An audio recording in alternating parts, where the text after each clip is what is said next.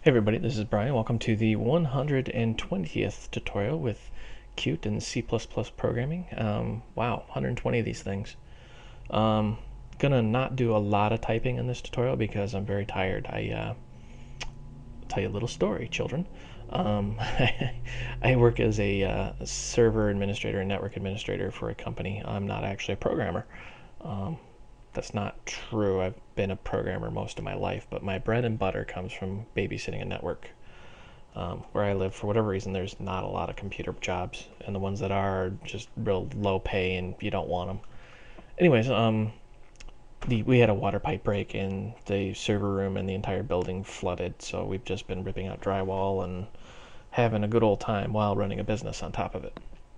So, wanted to do a quick tutorial, but I don't have time to do it over and over and over and over again. A lot of times when I do a video, it takes me 8, 9, 10 tries to actually get it right. And I just don't have the patience for video editing software. I just don't. So anyways, today I kind of wanted to point out that we have broken the 3.5 million views and 22,758 subscribers. That's a lot more than I ever expected. I started doing these videos for my daughter, who completely lost interest in everything except for Facebook and all the things that teenage girls like. But I still program, and I'm working on a few projects. So if I had $1 for every one of those views, or even for every one of those subscribers, what would I do with it? I'm glad you asked. I would put it into my website, voidrealms.com. Complete sales pitch here. You can find the complete source code for all the tutorials, including this one, which I'll be uploading here soon. So you can head out there and click on tutorials, and then choose the language, and then search for whatever you're looking for. So if you wanted, like, I don't know, AES encryption, well, I thought I had that. Encrypt. Yeah, there we go. How to encrypt. Sometimes I'm not very good at filling in the descriptions, but you get it. This tutorial we'll be talking about singleton patterns, which is where you create one class and you guarantee to only have one instance of that class running at any given time. It's part of the pluginbot.net project. Be sure to visit pluginbot.net. It's my newest pet project, and this code is coming directly out of that project. So let's just jump right in. First off, why do you need this? Why would you ever want one instance of your class? Give you an example here. We've got a simple program, and you can see here's our main function. We've got test H and consumer H, and they're just very simple classes. Here's test. You have a static function that does something, literally called do something. And there are many reasons to use a static method, but if you skipped your C++ primer, static method exists without the class, meaning you don't actually need an instance of this class in order to execute this code. And we also have a signal. Now, the problem is we want to call this signal from within that static object. And so here we have it. Test do something. Remember, this is static, and we're emitting a signal. What happens if we try to build this? Boom. Cannot call member test signal without object. So we actually create an instance of this object. The problem is it's a static method. So it exists without an object, exists separately from the object or any instance of the object. So how do we actually call that? Well, you could try calling it as a normal function, but you're going to get pretty much the same thing. You need an object. So we're going to get around that. Let's comment this out. I pulled the Singleton class from the pluginbot.net project. Thought I'd share this. I actually didn't really write this class. I think I borrowed heavily from somebody out on the net. So if this is your class, hey, let me know. I forgot who you are, but I think I read your tutorial somewhere, and this came in very handy. So I wanted to show the people how to use it. I'll give you kudos out on the YouTube page.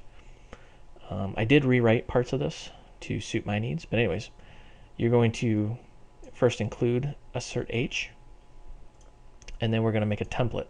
Now, if you skipped your C++ lectures on templating, you should pay attention because it's going to be very important. A template is, well, a template. They kept it pretty simple, meaning you can throw anything you want. You can throw a string, an integer, whatever. We're just saying a class, and it'll be a variable called t. We could call it fuzzy bunny slippers if we wanted to, but t is the standard. The class is Singleton, and you can see, whoopsie, outside of our class we have a template. We'll get to that in a second. So in here we have one public static function called instance, where we're saying pointer to t, that class.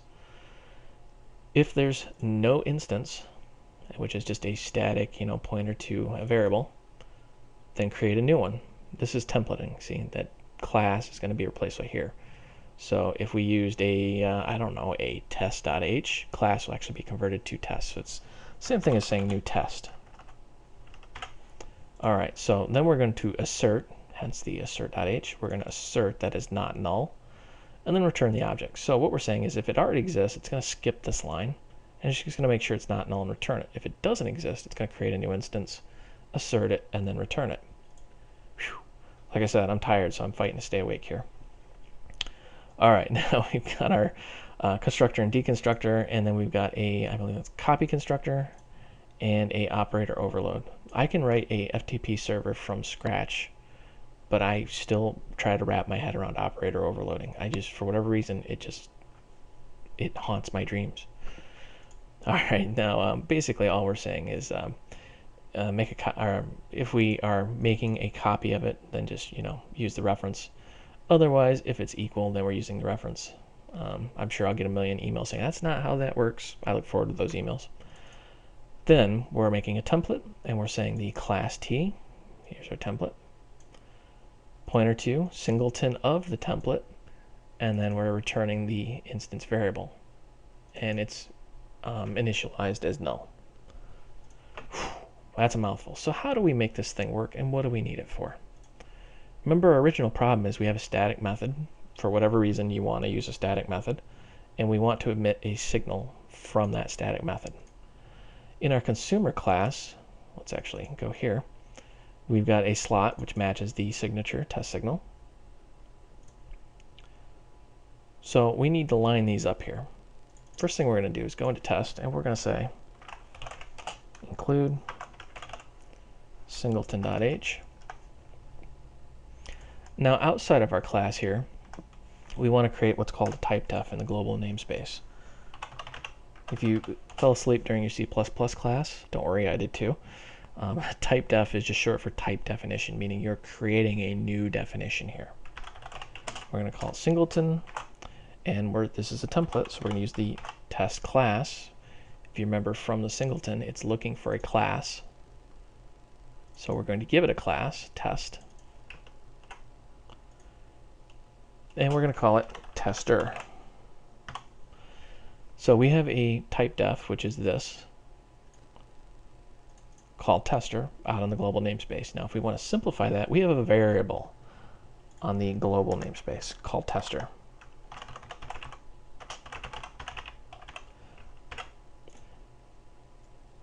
And the variable is just a singleton of test. You've done this before with like QList, where you've done a QList of Q strings. That's really all it is. No real magic in the background. Now, because that's on the global namespace, we can do some interesting things here. Personally and professionally, bad things happen when you make a global variable. Let's actually call that a global variable. Because you're cluttering the global area, you have all this junk flying around, and it's hard to track. So it's bad design to do that, but sometimes it's necessary, and this is one of those instances. So in our test class, we've got that,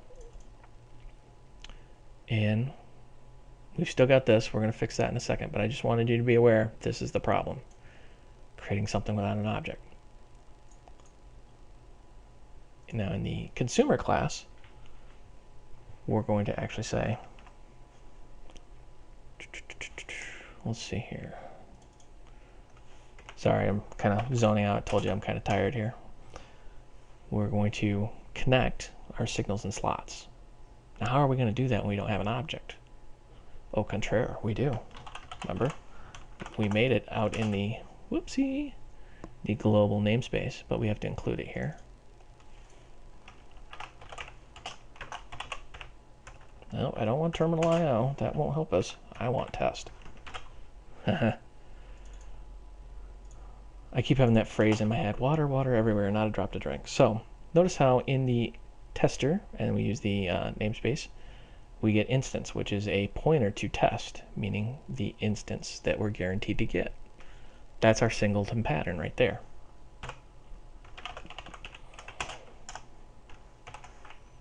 Now our test signal connected to this slot test signal. Should have called that test slot. Let's actually do that just for giggles. I'll have to go in here and fix this real quick. And of course in here and fix this real quick. So that way it reads a little better. So we're connecting the pointer to the test class in memory called tester. And we're connecting it to the consumer on the test slot. So when this is called, we'll debug yay. Nothing's going to happen if we run this because we've got this commented out. Let's give it a build. Now, just for reference, if we try to run this, we still need an object. So how do we get around this? Simple. Tester instance, and we're going to say test signal. When you call a signal, Qt treats it as a normal function, but it does some magic in the background and actually emits it for you. Emit just tells it, hey, look for this signal. So we're just going to call that. There's no need to actually say emit. I'm not even sure if that would work, but we could try it. So when we call this, we're going to say tester, our global variable. We're going to get the current instance, which if you remember from our singleton pattern here, we're just saying get the variable that's out in the static area.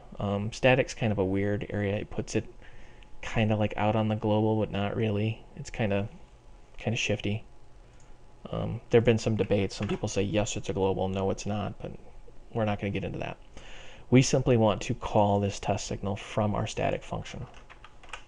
So when we run it, nothing happened. Let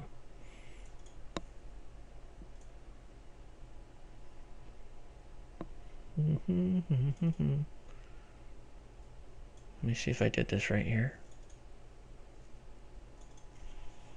Oh, yeah. It would help if we actually did something with this, right? So we need to go. I told you I was very tired. Tester instance. Do something. So we're calling our static variable. Now, you notice how we're actually not calling static. We're calling it from the object. I want to make that differentiation right here so I don't get a million emails. From the object.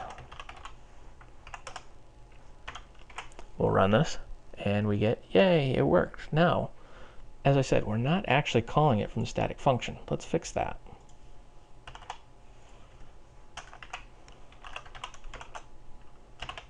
This is how static functions work.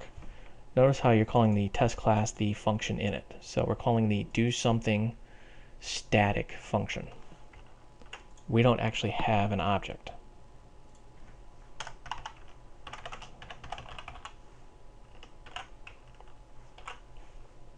And it still works. Yay! Just to prove that that works, let's actually say consumer. Help if I can spell.